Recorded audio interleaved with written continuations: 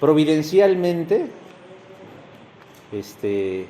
hemos estado últimamente con este profeta, Isaías, capítulo número 6 del profeta Isaías. En algunos lugares que no saben hablar, dicen, ¿cómo dicen? Dicen diosidencia, ¿va? Yo no sé, están como lo de empoderadas, de lo que no saben usar el español. Existe una palabra que habla de eso y no es diosidencia, es providencialmente. Quiere decir que Dios de antemano provee de las cosas que se requieren y se necesitan. No es diosidencia, eso es una mamarrachada de algunos cristianos que quieren formar su propio lenguaje, pero no, la verdad es que no. Isaías, capítulo número 6, los versos que van del 1 al 13.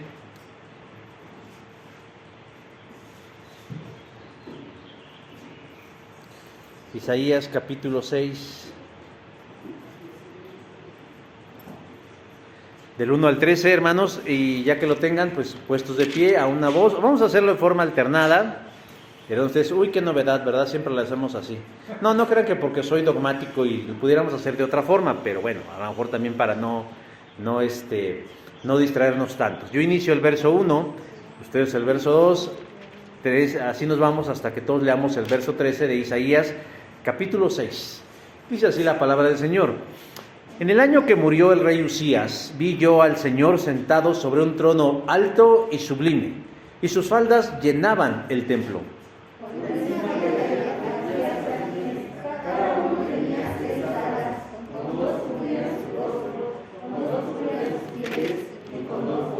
Y el uno al otro daba voces diciendo: Santo, Santo, Santo, Jehová de los ejércitos, toda la tierra está llena de su gloria.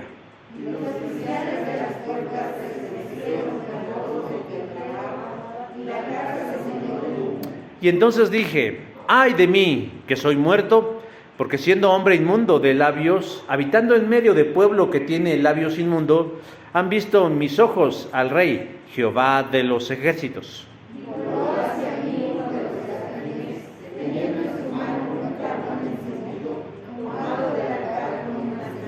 Y tocando con él sobre mi boca dijo: he aquí que esto tocó tus labios, y es quitada tu culpa y limpio tu pecado.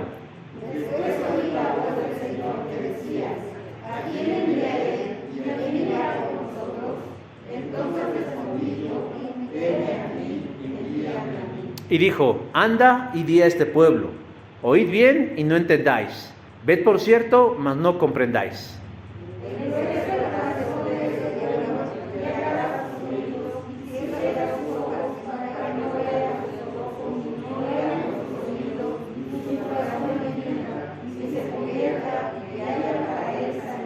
Y yo dije: ¿hasta cuándo, Señor?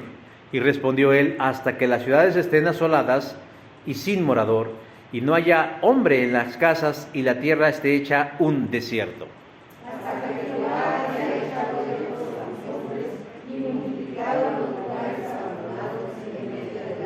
Todos: y si quedare aún en ella la 10ª parte, ésta volverá a ser destruida, pero como el roble y la encina, que al ser cortados aún queda el tronco, así será el tronco, la simiente santa. Amén. Tomen sus lugares, mis hermanos y mis hermanas.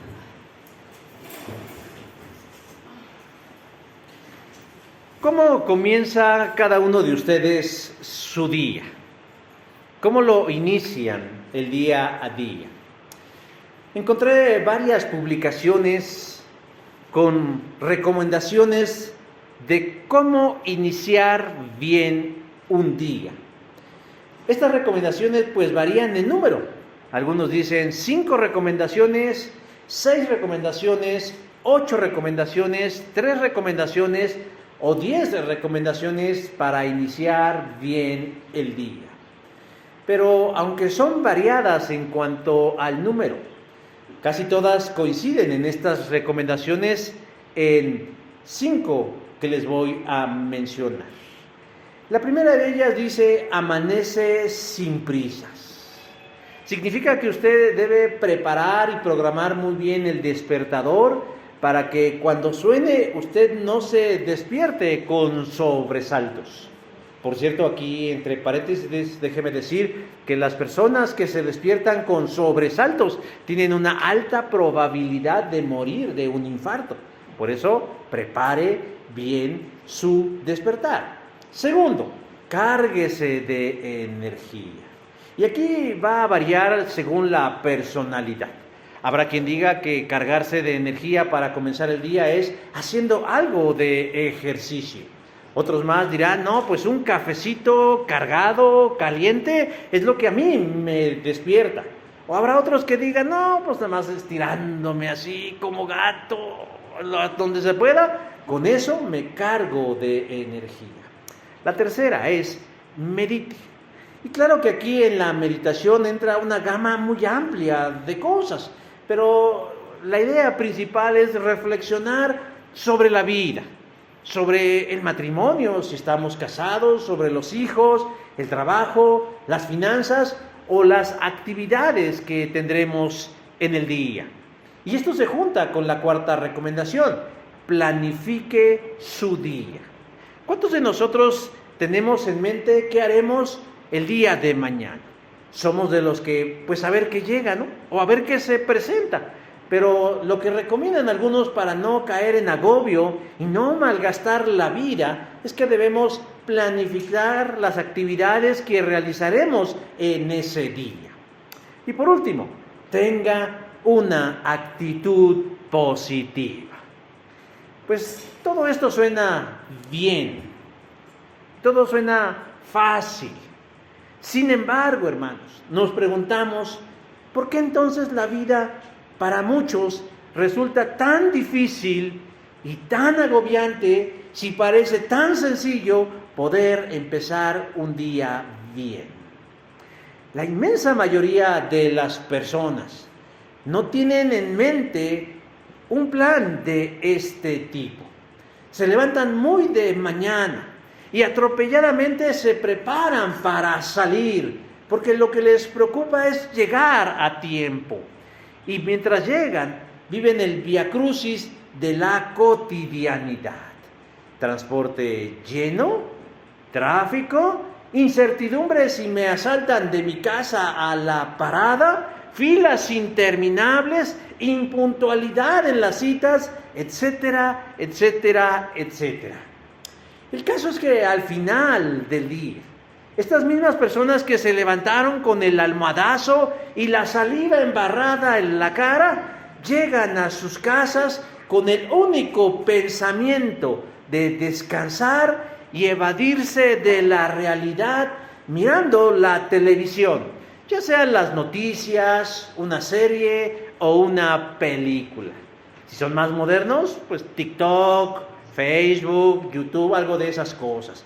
Que luego ya llega uno a una edad en donde está uno así llamando a la gente y nadie nos hace caso.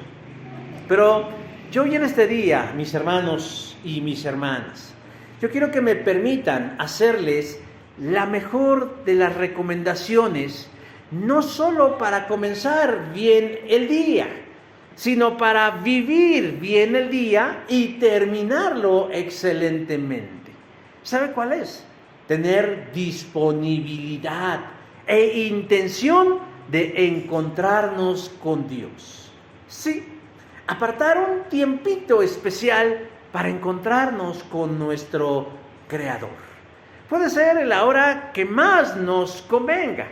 Yo les recomiendo que sea temprano, siguiendo el modelo de nuestro Maestro Jesús, quien levantándose muy de mañana, aún siendo muy oscuro, salió y se fue a un lugar desierto y allí oraba. Marcos 1:35. Jesús es Dios encarnado. Y cuando tomemos nosotros nuestra clase de la Trinidad, que algún día llegará, yo les hablaré, hermanos, que aun cuando Jesús es Dios encarnado, esa parte del Padre. Y en la carne, siendo Él Dios encarnado, tenía la necesidad de encontrarse con su Padre para poder rendir lo mejor posible en su ministerio. Porque si leemos los evangelios, que solo son una partecita del ministerio de Cristo, nos daremos cuenta que el día a día de Jesús era intenso. ¿Cómo podía él entonces soportar largas jornadas, distancias, climas adversos, que la gente se nos viniera encima? Como dirían las abuelas, se engentaba uno, ¿verdad? Él debió haber acabado engentado, pero además enfrentar la oposición, la antipatía, la falta de cooperación de los religiosos, como para terminar el día sin un pelo fuera de su lugar. Era porque se encontraba con su Padre. Hermanos, yo creo que todos los que estamos aquí, asumo que así es, y si no es así, yo le invito a que resuelva. Asumo que nosotros ya hemos tenido un primer encuentro de salvación con Jesucristo, es decir, hemos nacido de nuevo. Por eso digo, si no es así, al final pueden pasar con mi hermana Adriana, o con mi hermana Ada, con mi hermana Gaby, y resolver esa situación. Eso se soluciona, llegar a ser creyente de naturaleza divina. Pero asumiendo que ya lo somos, hermanos, esa no es la única experiencia espiritual o de encuentro a la que nosotros debamos aspirar. No, hermanos, ese solo es el comienzo de una emocionante aventura de fe y de vida abundante.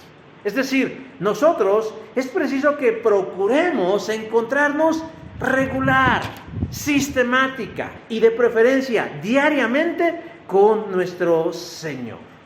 Si usted es de los que cree que para acercarse a Dios y llenar la pila de la vida es ir solamente los domingos a escuchar la predicación, usted se está perdiendo la experiencia más maravillosa de la vida cristiana: pasar tiempo con Jesús. Porque Él quiere pasar tiempo con nosotros. Nosotros andamos del tingo al tango, como diría Pedro Infante, hechos la cochinilla. ¿Se han visto una cochinilla, verdad? Cuando la descubren, se mueve para todos lados, sin ton ni son. Bueno, así decía Pedro Infante, que a veces nosotros parecemos cochinillas. Pero en medio de ese frenético movimiento, dejamos de lado, no tal vez, la parte más importante de nuestra vida, que es pasar tiempo con Jesús, porque Él quiere pasar tiempo con nosotros. ¿Cómo me atrevo yo a decir eso? Porque así lo dijo el evangelista, que Él eligió a 12 para que lo acompañaran siempre. Marcos 3:14. Desde ahí Él está expresando su deseo. Quiere pasar tiempo con nosotros. Y dice ahí, siempre. Y es una prioridad de Cristo con nosotros. Y déjeme decir que hay una infinidad de virtudes de encontrarnos con Jesús todos los días. Pero yo quiero, hermanos, hoy, en este día 15 de mayo del año de gracia del 2022, que descubramos 3 elementos de un encuentro diario con Jesús, tomando como base la experiencia sobrenatural del profeta Isaías en el templo de Dios. Porque eso es precisamente a lo que los estoy invitando, mis hermanos. No a una disciplina mecánica y sin vida, sino a un encuentro sobrenatural. Porque casi en todas las religiones la gente tiene disciplina religiosa. Que si oran con rumbo a la Meca, que si lo hacen 5 veces, que si se golpean la espalda, que si leen sus libros sagrados. Y a veces también los cristianos hemos caído, Dios, hermanos, en esa sequedad de la mecanicidad de las cosas.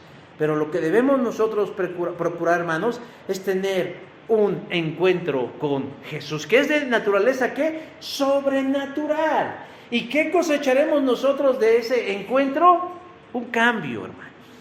Seremos personas distintas. Veremos la vida de forma distinta. Yo sí quiero precisar, los conflictos, el tráfico, la crisis, la inflación, las dificultades seguirán, pero lo haremos y lo enfrentaremos con una actitud distinta. ¿Por qué? Porque nos hemos encontrado con Jesús y Jesús lo cambia absolutamente todo. Si no creemos eso, entonces estamos perdiendo el tiempo. Pero ¿qué es lo primero, hermanos? Que el pasaje nos enseña en relación a un encuentro sobrenatural y poderoso con Jesús. Hermanos, ¿qué es un momento de adoración? Verso número 3 dice, y el uno al otro daba voces diciendo, Santo, Santo, Santo. Usías, porque lo menciona, era el rey de Judá y acababa de morir. Y fue uno de los mejores reyes de la historia de ese pueblo. Tuvo un reinado largo y próspero, fuerte. Engrandeció a su nación, pero tuvo un final trágico. Cuando estaba ya en la cúspide de su vida, en la cúspide de su reinado, su corazón se llenó de altivez y de orgullo, diciéndose a sí mismo, miren lo que yo he logrado. Se rebeló contra Dios y un mal día decidió entrar en el templo, al lugar de las ofrendas, al altar, y quiso ofrecer incienso en el altar de Dios. Y alguien dirá, ¿y eso qué tiene de grave? Bueno, Dios es un Dios de orden, porque esa tarea estaba destinada única y exclusivamente para los sacerdotes y los levitas. Nunca una persona ajena a ellos podía ofrecer alguna ofrenda, valga la redundancia, en el altar de Dios, mucho menos un rey. En respuesta, porque esto no quedó impune, Dios hirió a Usías con una enfermedad que la Biblia llama lepra, pero que sabemos hoy en día que la enfermedad que mencionan como lepra pudo haber sido una enfermedad de otra naturaleza, es decir, alguna enfermedad más grave, como por ejemplo el lupus. Es una enfermedad de la piel que es autoinmune y que daña muchos órganos y que la gente generalmente termina muriendo. Bueno, Usías se enfermó. Por la causa de su enfermedad tuvo que aislarse hasta el día en el que murió. Segundo libro de las Crónicas, capítulo 26. Ahora, ¿esto qué tiene que ver con lo que estamos hablando? Se sabe que el profeta Isaías guardaba cierto parentesco con el rey.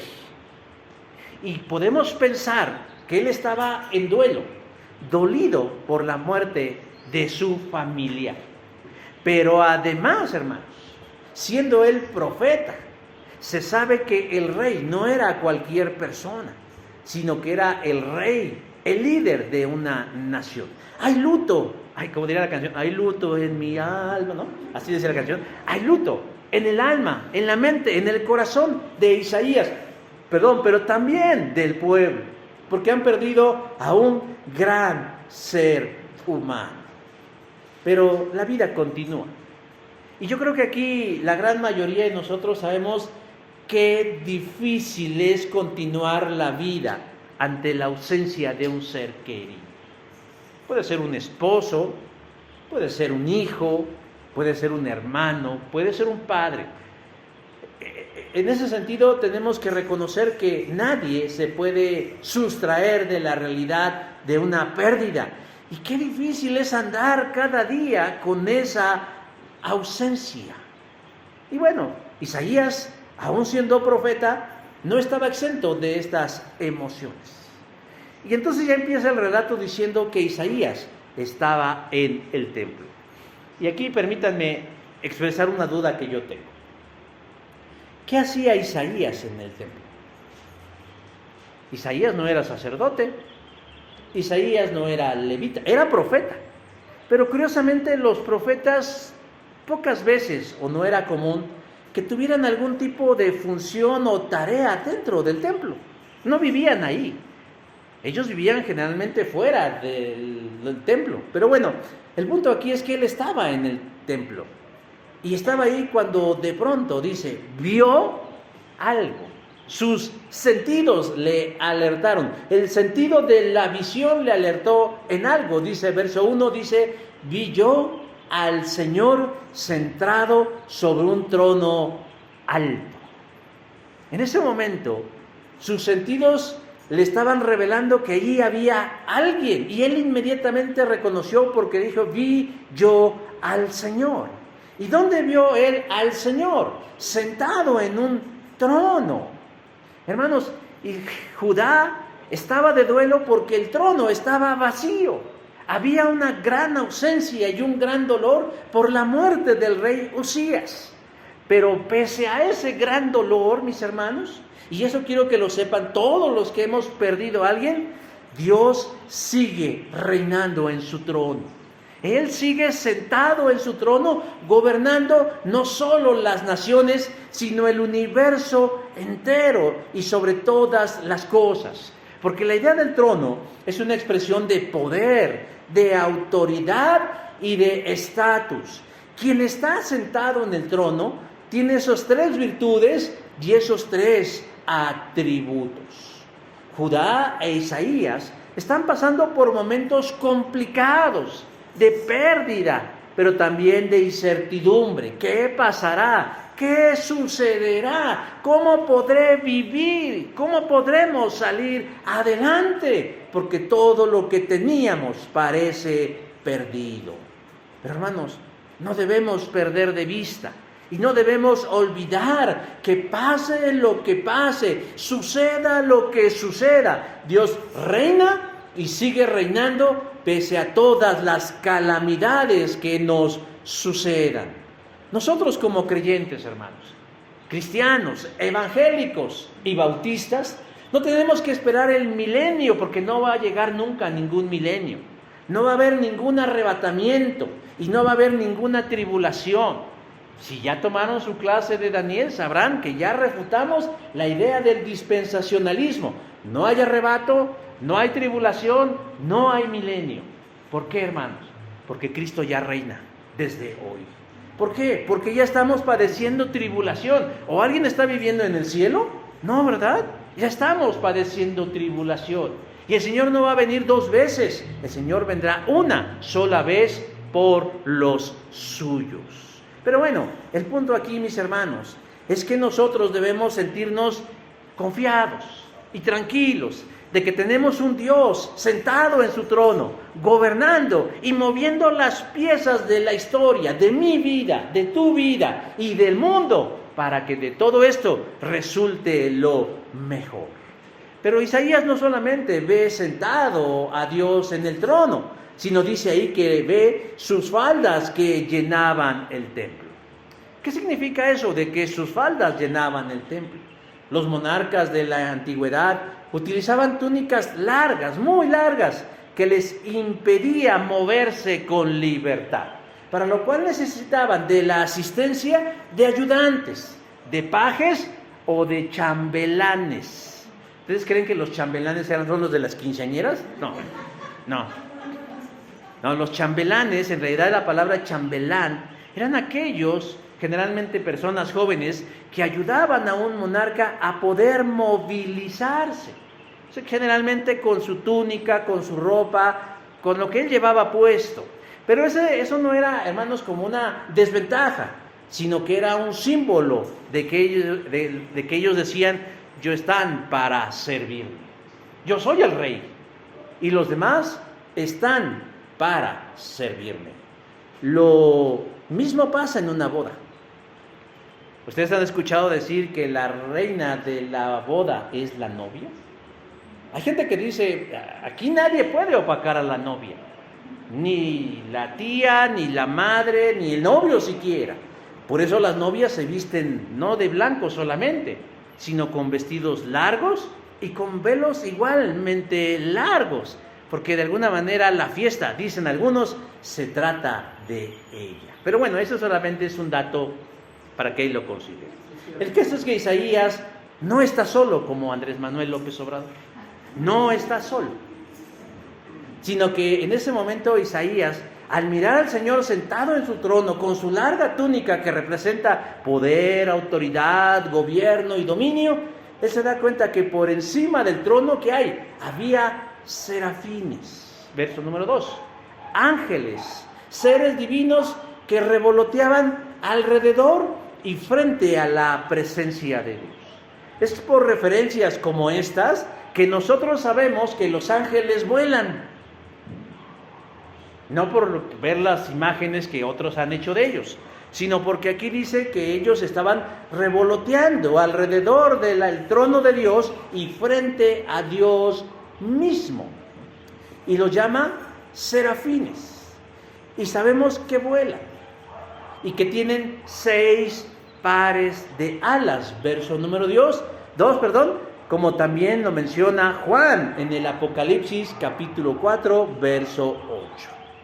2 de esas alas, dice, era para cubrirse el rostro, 2 para cubrirse los pies y 2 para que volara.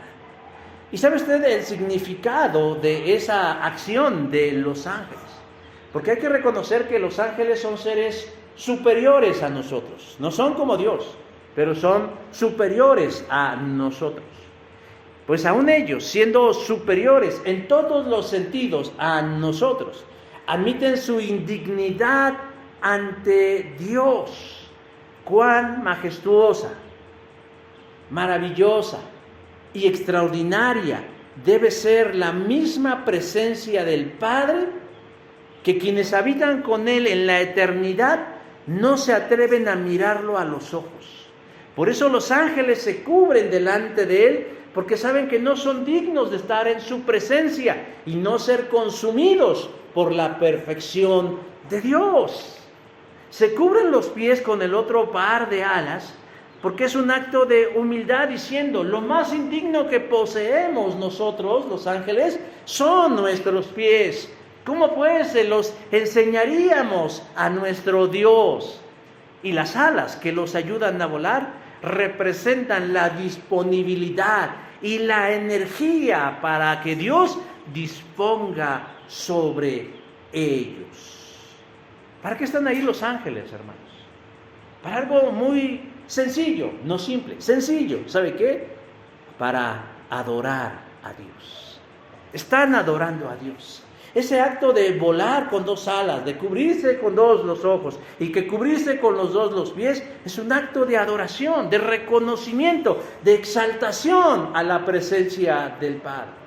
Pero en ese momento Isaías deja de ver y empieza a escuchar. Y el uno al otro daba voces diciendo: Santo, Santo, Santo. Verso número 3. ¿Por qué lo repiten 3 veces? ¿Son acaso familiares de Pompín Iglesia? Qué bonita familia, qué bonita familia, qué bonita. O de Pedro Vargas, ¿no? Muy agradecido, muy agradecido, muy agradecido. Pues en el caso de Pedro Vargas sí es lo mismo, hermanos. Primero, déjeme decir que para algunos la repetición triple de la palabra santo, santo, santo es un acto de exaltación y de intensidad. 3 veces santo. Cuando Pedro Vargas decía muy agradecido, y volvía a decir muy agradecido, y le añadía un tercer agradecido, decía: es que de veras estoy, pero muy agradecido. No saben ustedes cuánto lo estoy, aunque parezca yo un palo, yo estoy muy agradecido. Cuando los ángeles dicen santo, santo, santo es el Señor, están diciendo es más allá de la santidad. Otros más dicen que aunque no es la mejor evidencia interna de la Biblia para hablar de la Trinidad, sí nos habla que hay un reconocimiento de los ángeles a un Dios trino, Dios en 3 personas. Bendita Trinidad, dice un viejo canto, en donde ellos están alabando al Padre, en donde están alabando al Hijo y donde están adorando al Espíritu Santo. Estos ángeles están ante la autoridad suprema del universo y están cantando y están entonando cánticos de alabanza. Y en ese momento que cantan, que están cantando, dice Isaías, los quiciales de las puertas se estremecieron con la voz del que clamaba. Verso número 4. Era tan fuerte el clamor, el canto de la adoración que estaban entonando estos ángeles, que los marcos de las puertas parecían que se iban a caer, se sacudían. Y eso, hermanos, pues es una exhortación para nosotros en nuestro tiempo de adoración al Señor. Hacerlo con tal intensidad que sintamos que lo que está a nuestro alrededor está por caerse. Ahora, una cosa es hacer ruido y otra cosa es hacerlo intenso. Porque hay cosas muy diferentes. Las cazuelas entre más huecas, más ruidosas. Y los corazones entre más llenos, más intensos. Hermanos, yo no le voy a poner límite a Dios, y yo espero que usted tampoco. Pero cuando procuremos encontrarnos con el Señor día con día, anhelemos tener una experiencia de esta misma naturaleza en un momento de adoración. Yo no estoy diciendo que usted espere ver a Dios sentado en su trono, pues Dios puede hacerlo, pero lo digo para que no se frustre. Yo lo que voy es que veamos detrás de todo eso, hermanos, la intensidad con la que Isaías tenía un encuentro con Dios. Cuando nosotros vayamos a decir, tengo mi tiempo con Dios, sea un tiempo de adoración genuina, como la de Isaías, en donde realmente percibamos, inclusive si fuera posible, con nuestros sentidos, la presencia de nuestro Dios. Usted adore a Dios. Sienta en ese momento que cierra sus ojos, si se guarda en la privacidad de su recámara, si se sube a la azotea de su casa, si sale a dar la vuelta, si va a un paraje, en donde quiera que usted esté, en la mente usted procure estar consciente que en ese momento usted está delante del trono de Dios. Y que hay ángeles en este momento adorando su nombre, y que usted es uno más a quien Dios conoce por nombre, que está en esa interacción con su Padre Celestial. Pero vaya con esa disposición, hermano, para que Dios tenga que decirle lo que Él quiere decirle, porque lo más importante es lo que Él quiere decirle, no lo que usted quiera decirle. Y con esto no digo que no vaya a hablar con Dios, pero vaya con esa expectativa.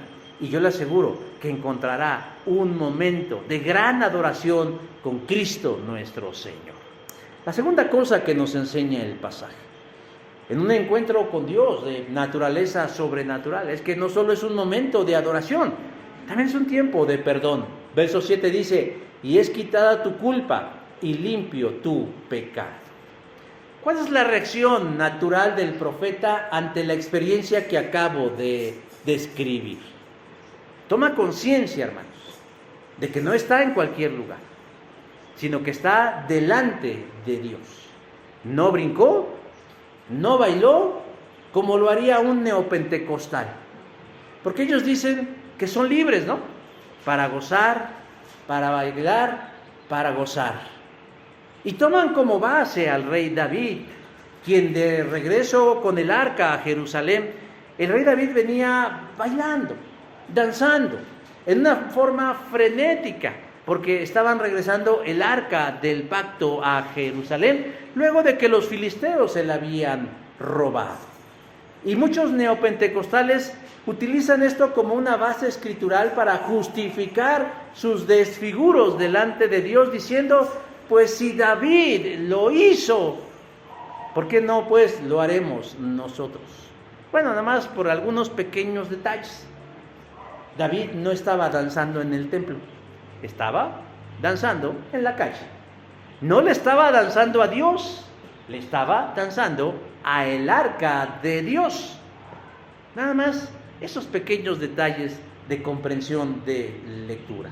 Pero hermanos, a lo que yo voy es de que nosotros, cuando estemos en esa comunión con el Señor, nosotros debemos tomar conciencia de dos cosas.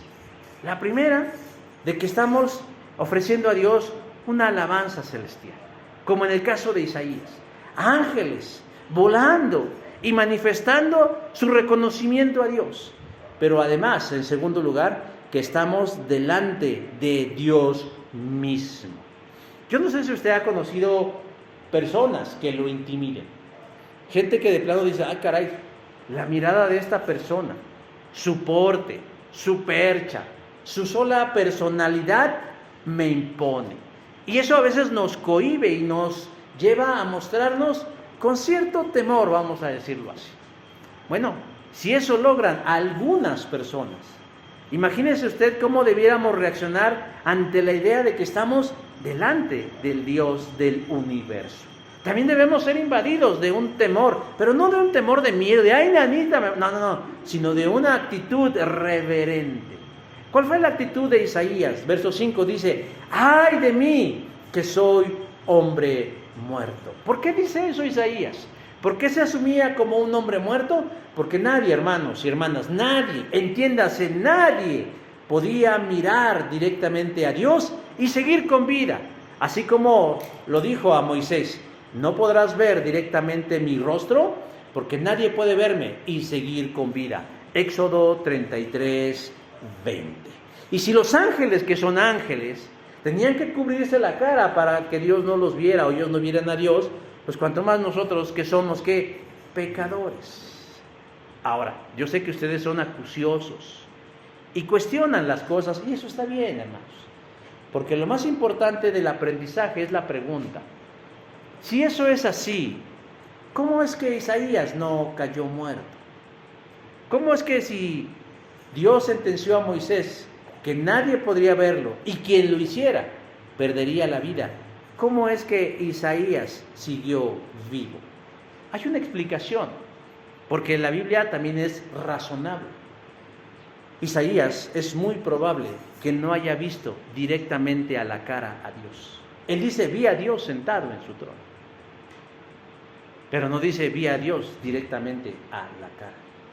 Pudo haber visto los pies de Dios, pudo haber visto un flanco de Dios, pudo haber visto las túnicas de Dios, pero él sabía que era Dios el que estaba viendo. Y eso hace posible que Isaías no haya caído muerto por haber visto directamente a Dios. Pero con todo, hermanos, con todo, él tenía conciencia de que no era alguien digno de estar ante la presencia de Dios. ¿Por qué? Porque él se sabe cómo, pecador. Y todavía le añade, verso 5, porque siendo hombre inmundo de labios y habitando en medio de pueblo de labios inmundos, han visto mis ojos al Rey Jehová. Él es consciente de qué, de no ser digno de estar en su presencia. Está bien, está correcto. Toma conciencia de que es un ser pecador que no merece estar ahí. Pero entonces, ¿qué pasa? Dios quiere estar con uno, pero bajo esas condiciones es difícil. Él siendo santo, yo siendo pecador. ¿Cómo se resuelven estas cosas? En ese momento Dios proveyó la solución para que Isaías tuviera comunión íntima con Él y no cayera muerto ante su santidad. ¿Saben cuál fue la solución? Dice verso 6, y voló hacia mí uno de los serafines, teniendo en su mano un carbón encendido que tomó del altar. Dios siempre procura, hermanos, encontrarse con nosotros y está dispuesto a hacer lo que sea por encontrarse con nosotros. Yo espero que esto a usted le haga sentirse halagado. ¿Ha conocido a alguien que no quiere estar con usted? ¿Alguien que le ha hecho el fuchi? ¿Alguien que se dice, ojalá y me visite? Ojalá lo vea. Y qué feo se siente cuando descubrimos que esa persona no quiere estar con nosotros, que nos hace el feo, que nos menosprecia o nos deja plantados. Pues, hermanos, mientras nosotros estamos buscando en la basura cariño, hay un Dios que hace todo lo que está en su mano para encontrarse con nosotros. Él desea y Él anhela nuestra compañía. Pero somos nosotros los remilgosos, somos nosotros las niñas chillonas quienes decimos, ay no tengo tiempo, ay no, vengo muy cansado.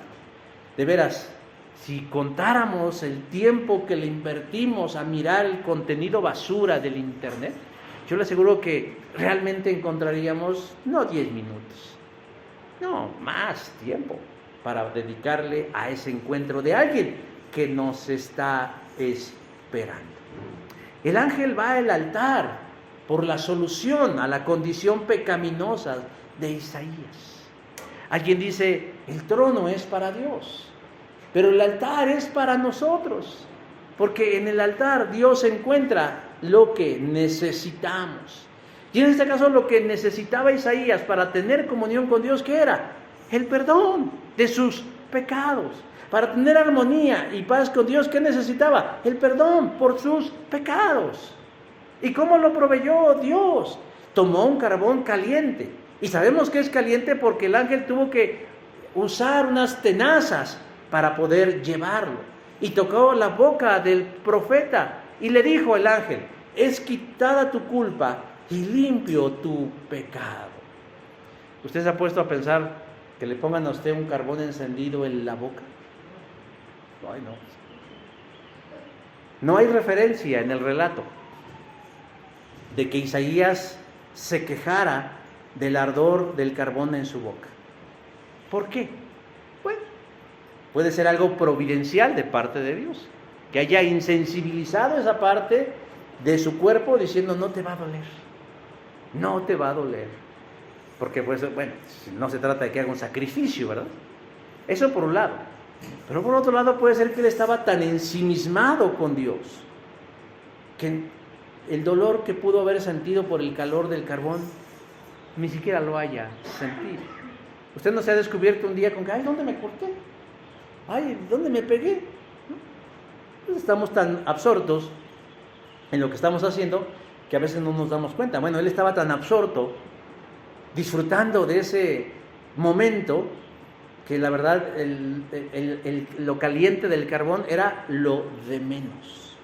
Pero una vez que ya ese carbón tocó sus labios y el ángel dijo: quitada es tu culpa y limpio tu pecado, ahora sí, Isaías es apto para estar ante Dios libremente, hermanos.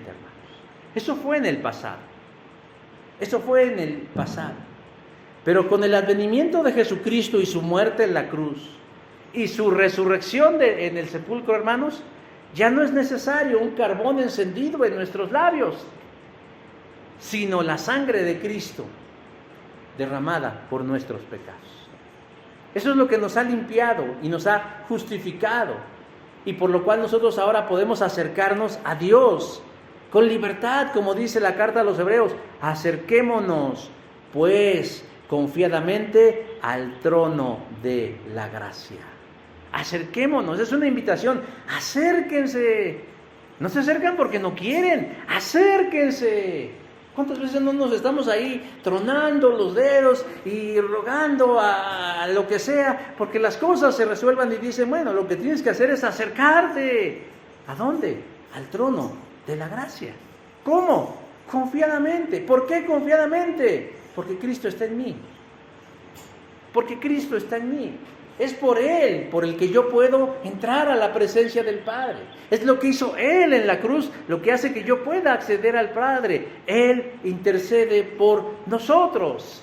Ya no necesitamos otro sacrificio que añada gracia a nuestras vidas, porque Jesús lo ofreció una y única vez para que nosotros podamos entrar libre y perdonadamente a la presencia de nuestro Dios. Si no lo hacemos, es porque en el fondo no queremos. Pero un encuentro con Dios sobrenatural es un encuentro de perdón y estar en paz con Él. Ni me debes, ni te debo. Y ahora sí, podemos platicar. Y por último, mis hermanos, el tercer elemento de un encuentro con Dios sobrenatural, además de ser un momento de adoración y un momento de perdón, es un momento de servicio. Verso 8 dice: y respondí yo: heme aquí, envíame a mí. Luego de que Isaías es limpiado, Isaías escucha la voz de Dios, otra vez sus sentidos, quien lanza una pregunta así al aire diciendo: ¿a quién enviaré? ¿Y quién irá por nosotros? Versículo 8. ¿Qué clase de pregunta es esa? ¿Qué clase de pregunta es esa? Bueno, el tipo de preguntas que haría Dios a alguien que quiere que le sirva de manera voluntaria. Porque le voy a decir algo, hermanos. Yo me he dado cuenta, y no porque sea muy listo, sino porque Dios me ayuda, que Dios tiene un plan. Dios tiene un plan. ¿Y alguien sabe cuál es ese plan? La salvación del mundo. Ajá. Este es su plan de Dios. Y hay gente que de pronto dice: bueno, eso no tiene nada que ver conmigo, porque a mí ya me salvó. Ese es asunto de los demás, que o no lo saben o no quieren. Pero yo quiero que notemos, mis hermanos, cómo es que la pregunta que hace Dios ahí en ese momento dice: nosotros. Hay quienes piensan que Cuando Dios dice, ¿quién irá por nosotros? Se refiere a toda la corte celestial. Pero otra evidencia, no. Se está haciendo referencia a la Trinidad, como en Génesis 1:26, cuando dice, hagamos al hombre a nuestra imagen y semejanza. ¿Quién irá por nosotros?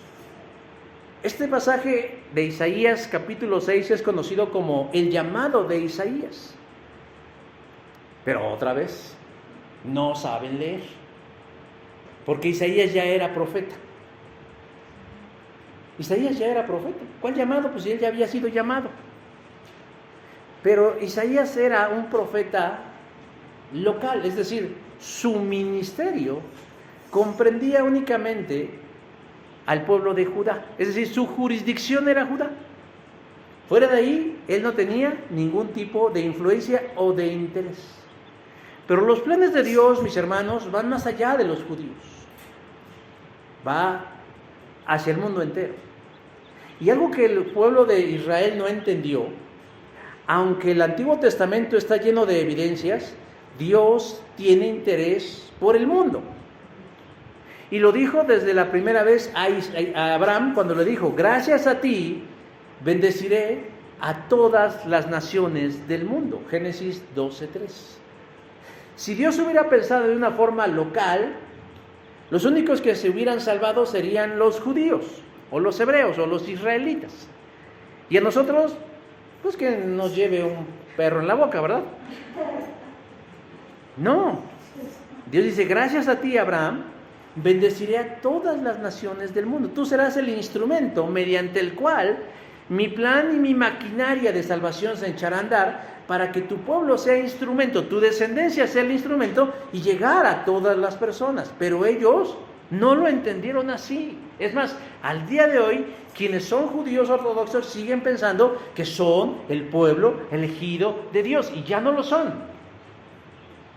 Guardan un lugar muy especial en el corazón de Dios, pero ya no lo son. Ellos no se van a salvar por ser judíos. Se van a salvar si aceptan a Cristo como su Señor y su Salvador. Bueno, y les voy a decir algo que es muy triste, mis hermanos. La gran mayoría de los creyentes en todas las iglesias, chicas, pequeñas, gordas, chaparras, prietas, güeras, chinas, lacias, de cualquier lugar, están convencidos de que el plan de salvación a todo el mundo no tiene que ver con ellos.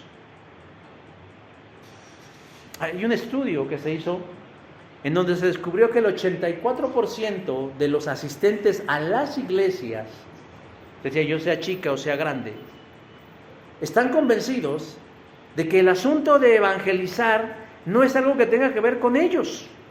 Eso es un trabajo para los pastores y los misioneros. Ellos únicamente creen que su papel es recibir atenciones y bendiciones, que Dios me lleve y me traiga con bien, que Dios me dé trabajo, que Dios me sane, que Dios me cubre, que Dios me suba, que Dios me baje, que Dios me acaricie, que Dios me... Y creen que es eso. Y no es así. Dios tiene razones para que nosotros seamos instrumentos en su plan de salvación. Yo les dije al principio, mis hermanos, que Jesús eligió a 12. ¿Para qué? Para que estuvieran con Él. Eso es prioritario, es primordial, es necesario. Pero aquí el orden de los factores sí altera el producto, porque dice, y lo segundo, porque en ese pasaje de Marcos 1:25 dice, y eligió a 12 para que estuvieran con Él, y después enviarlos a predicar. Es decir, sí, deleítense, alégrense, gócese, disfrute, estírese espiritualmente, diga, ay Señor, qué padre sentir tu abrazo y saber que me quieres y que soy importante y que tú esperas por mí, aunque yo soy un ingrato y que soy mala onda. Qué maravilloso es Dios, qué hermoso. Bueno, y Dios dice, bueno, está muy bien, disfrútalo. Pero yo quiero que tú, no es que me pagues algo, me gustaría que participaras en esta aventura tan extraordinaria, que es la salvación del mundo. Esto me recuerda, por ejemplo, a Pedro, a Juan y a Jacobo cuando estuvieron con Cristo en el monte de la transfiguración. Si recuerdan, en ese momento se apareció Elías y se apareció Moisés, ¿no? Y ahí estaban los 6. 3 seres divinos, 3 seres materiales, ahí estaban disfrutando. Y de pronto Pedro, ya ven que era impetuoso, perdieron la brújula y le dijeron a Jesús: Maestro, es maravilloso que estemos aquí. Escuchen, es maravilloso que estemos aquí. Hagamos 3 enramadas como recordatorio. Lucas 9:33. ¿Qué? Hagamos unas hamaquitas, ¿no? Hace mucho sol, señora. Hagamos unas hamaquitas aquí, mira. Ya no vamos a bajar con los demás. Ya que se acabe el mundo. Ya. Porque la verdad aquí le estamos pasando a gusto. Pero no es así, hermanos. Ahora, Dios no quiere obligarnos. Porque para que una ofrenda sea tal, tiene que nacer de un corazón agradecido. Él podría bien crear un ejército de robots sin voluntad y enviarnos a hacer su voluntad. Pero Él quiere privilegiarnos. Dice por ahí Pedro, que los mismos ángeles están ansiosos de hacer ese trabajo, pero Dios no se los permite. Dice 1 de Pedro 1:12. Esto es algo que los ángeles mismos hubieran querido ver. Pero Pablo nos dice: Dios nos ha encargado que anunciemos a todo el mundo esta buena noticia. Por medio de Dios, Dios perdona los pecados y hace las paces con todos. La versión Reina Valera traduce: y Dios nos ha encargado a nosotros el ministerio de la reconciliación. Pero yo sé, mis hermanos, que a veces eso no es atractivo, no es lo más bonito, porque tenemos temor o nos da pena que nos identifiquen con algo, sobre todo en estos tiempos tan progresistas. Pero por eso Él dice: ¿quién irá por nosotros? O sea, Él no dice: a ver tú, Isaías, ya que estás aquí, órale, a pagarle las bendiciones. No, dice: ¿quién irá? Era como dicen por ahí, meter hilo para sacar madeja. ¿Quién irá?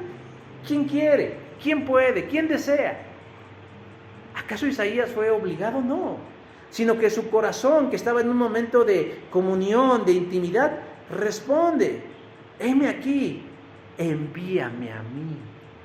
Dios no le puso un cuchillo ni mandó un ángel con una espada de fuego: órale, póngasela en el pescuezo y oblíguelo, si no va a perder la salvación, si no, no lo voy a bendecir, si no, no lo voy a cuidar, si no le va a ir mal. No, simplemente dijo: ¿quién irá?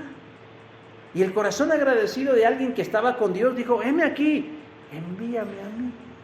Ahora, Isaías no conocía los detalles de la misión, no sabía a dónde me va a enviar, a hacer qué. Se queda uno así como: caray, ¿usted aceptaría algo así? ¿Usted aceptaría una oferta de algo? ¿Quién quiere trabajar en algún lugar? O sea, los que son muy ambiciosos dirían: yo.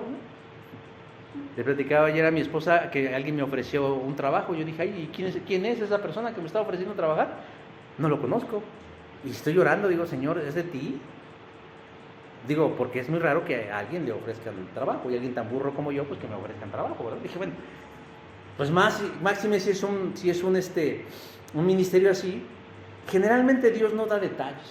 Él le dijo a Abraham: deja tu casa, toma tus cosas, toma a tu esposa y vete a donde yo te diga. ¿A dónde? No lo sé, pero tú agarra tus chivas y vete. Y lo hizo. Un acto de fe. Y así vemos, en el camino el Señor te va revelando las cosas. Pero en este caso pareciera que Isaías hizo una excepción. Y le va anunciando todo lo que dice a partir del versículo 9 al versículo 9 y 10. En pocas palabras le está diciendo: tú vas a predicar, tú vas a hablarles, tú les vas a decir, ¿y qué crees? No te van a hacer caso. No se van a convertir, no se van a arrepentir, no van a creer, no se van a volver de sus malos caminos, no vas a tener el éxito que se supone debieras tener. Ahora otra vez les pregunto, ahora que ya saben algunos detalles, ¿Aún así ustedes se atreverían a un ministerio de esa naturaleza? Yo creo que la gran mayoría no, porque hemos exaltado la idea del éxito y de los resultados.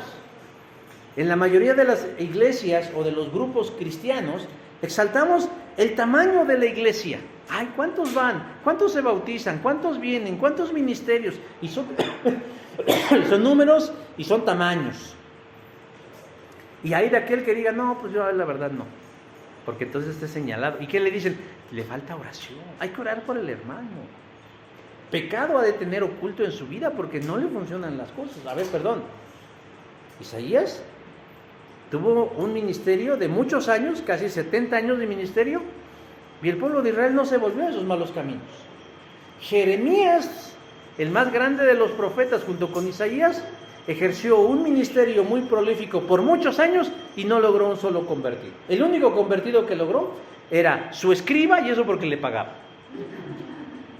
Y sin embargo, hermanos, yo puedo decir que a la luz de la lógica del cielo, estos dos hombres son exitosos. ¿Por qué? Porque hicieron la voluntad de Dios. Independientemente de los resultados, hicieron la voluntad de Dios. Dirán algunos, ¿pero es que Dios no quiere que se salve la gente? Sí, pero hoy el tema no es tratar de entrar en la explicación de por qué Dios le dio esa tarea a Isaías tan confusa. Eso lo veremos otro día. Pero yo lo quiero que vean es cómo Isaías tuvo disposición. Aun cuando el ministerio que le estaba ofreciendo Dios no era el más atractivo, el más seductor, el más bonito, pero con todo dijo, envíame a mí, Señor, yo voy. Y tan grande y exitoso ha sido el ministerio de Isaías que, ¿qué creen?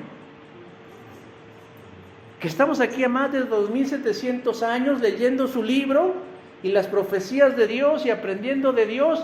Un grupo de mexicanos que él ni en sus momentos más fantástico se pudo imaginar que llegaría la palabra de Dios mediante su pluma a través del libro de Isaías.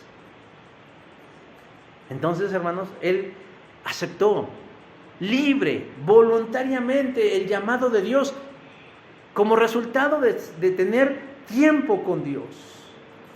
Tuvo disposición, ejerció su libertad, Dios no lo obligó a nada, él quiso.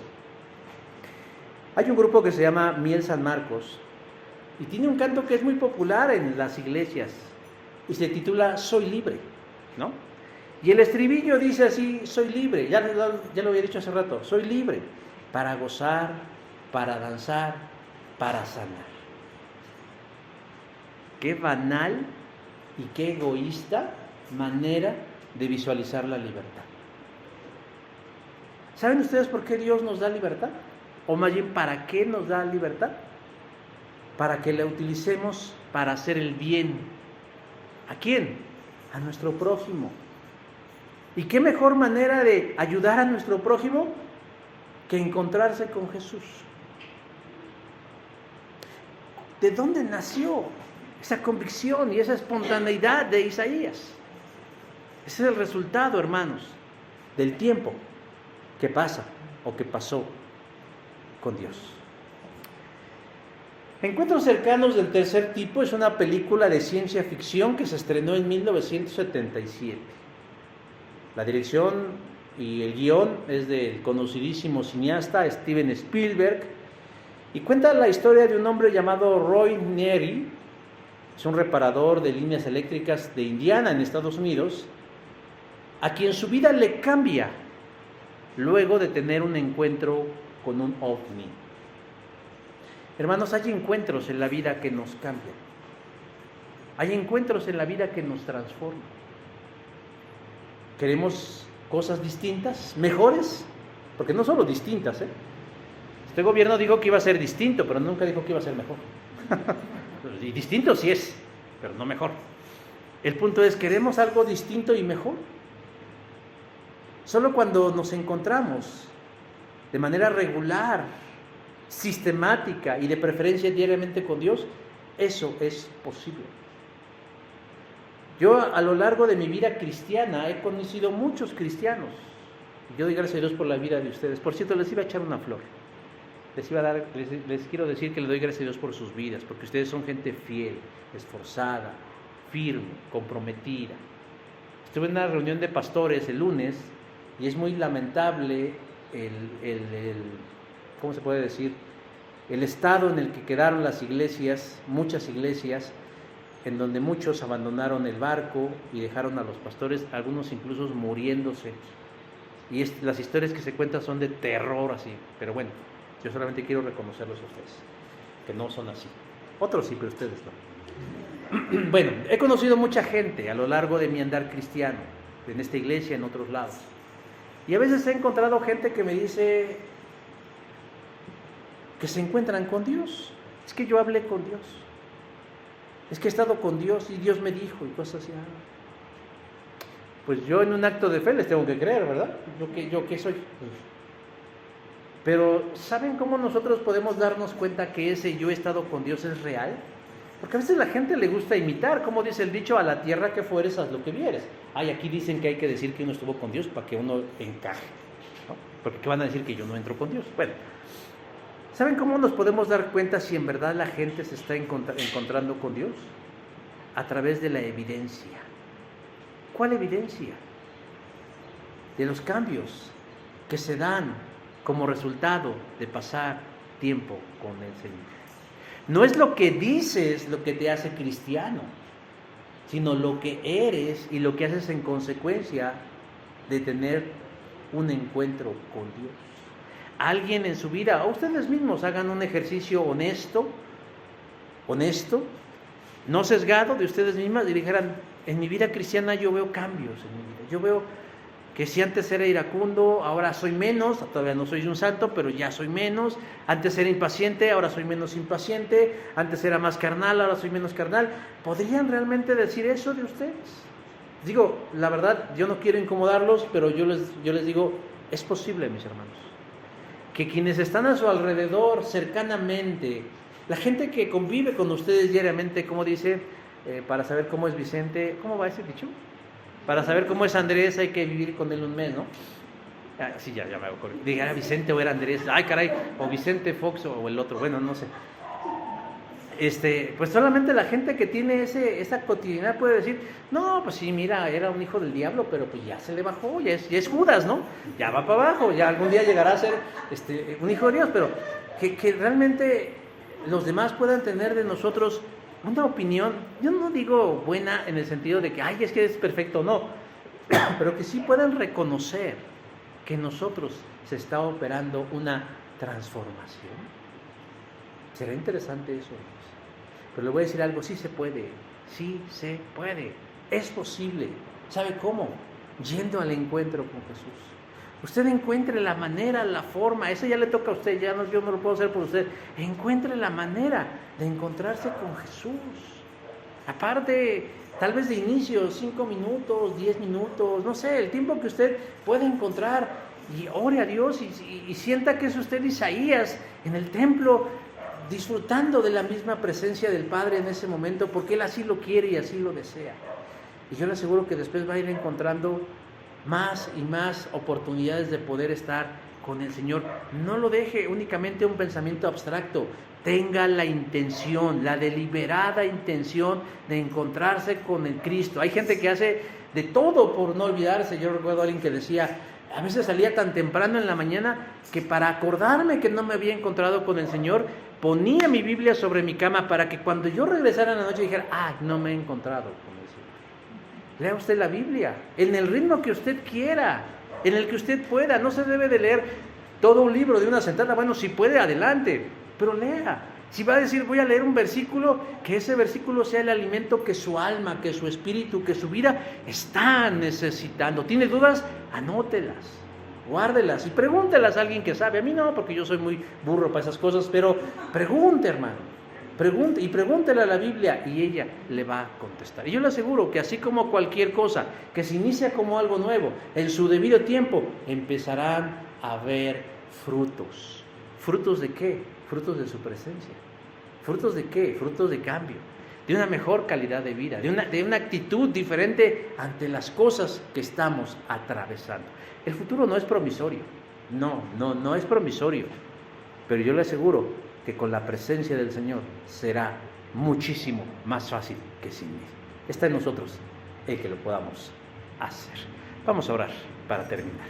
Padre Santo, te doy gracias por tu palabra, por el relato que hoy nos permites, bendito Dios y Señor, exponer, y a la luz de la experiencia de este siervo tuyo, bendito Padre, que nosotros podamos aprender algo que transforme y que sirva y que sea útil para nuestras vidas. Guárdanos, Señor, en el hueco de tu mano, y que podamos, bendito Dios, procurar ese tiempo, procurar ese encuentro que es muy necesario para nosotros. No es un favor que nosotros te hacemos a ti, es un favor que nos hacemos a nosotros mismos, porque de verdad, Señor, necesitamos con urgencia no solo iniciar un buen día, sino vivir una vida mejor, para tu gloria, para tu honra, para nosotros mismos, para nuestras familias, para la gente que está a nuestro alrededor. El mundo necesita de Cristo, y tú quieres que nosotros entendamos eso. Gracias por esto, Señor, precisamente en ese nombre precioso. Amén.